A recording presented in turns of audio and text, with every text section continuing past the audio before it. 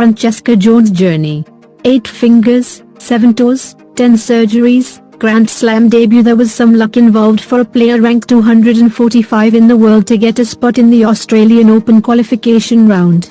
There was some luck involved for a player ranked 245 in the world to get a spot in the Australian Open qualification round. A series of withdrawals meant that 20-year-old Brit Francesca Jones would be allowed to compete in her first ever Grand Slam qualifiers. Thereon though, there would be no help on offer. Even if she had the deficiency, she prefers to call it weakness, of having just 3 fingers and a thumb on each hand, 4 toes on her left foot and 3 on her right foot. But it mattered little, and she would have had it no other way. Once the qualifiers started, this time in Dubai because of the ongoing COVID-19 pandemic, on Friday, at the draw ceremony in Melbourne, it was declared that world number 60 Shelby Rogers from the United States will be her opponent in the Australian Open first round. They didn't really have much to say, Jones told The Guardian, about when she called her parents with the news that she had qualified for the Melbourne Slam. All I could hear was crying, screams, and my dog was barking.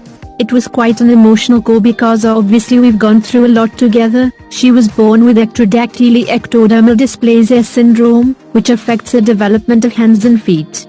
It meant that she would be forced to lose a great deal of court time to surgery and recovery. Tennis, in the first place, happened simply because she was a bit chubby, but it was never something she was medically expected to pursue.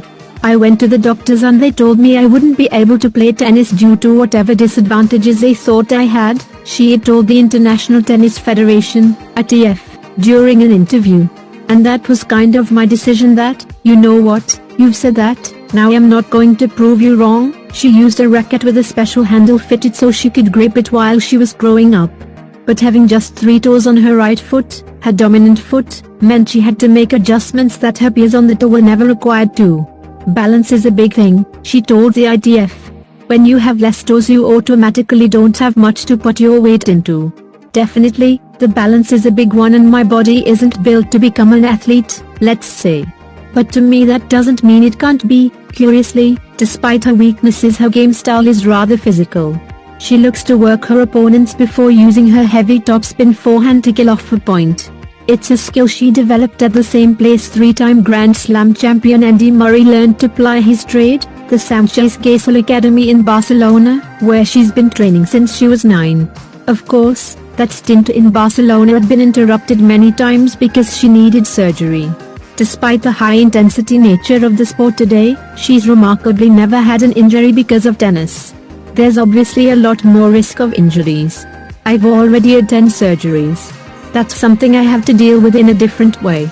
I've never had an injury that has taken me out that hasn't been caused by my syndrome, she added in the interview with the ITF. Over the past few years though, she's started to build herself physically for the sport of attrition.